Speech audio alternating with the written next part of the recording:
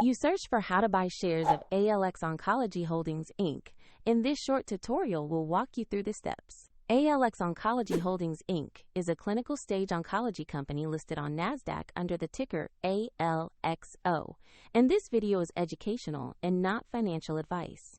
To buy shares, you need a brokerage account, and I will use eToro as an example to demonstrate the process. After registering, you must verify your account with an identity document and add funds before you can place an order. Use the platform search bar and enter the ticker ALXO to find the company listing. Make sure you select the ALX Oncology Holdings Inc. entry on NASDAQ so you pick the correct stock. On the asset page, review the basic company information and the price chart to check recent movements. Confirm the company name and the ALXO ticker to ensure this is the correct share. Tap Investor Buy, enter the amount you want to allocate, then carefully review the order details and confirm to place the trade. If the market is closed, your order may be queued, and if you do not have sufficient funds, the platform will request that you add money before confirming the purchase.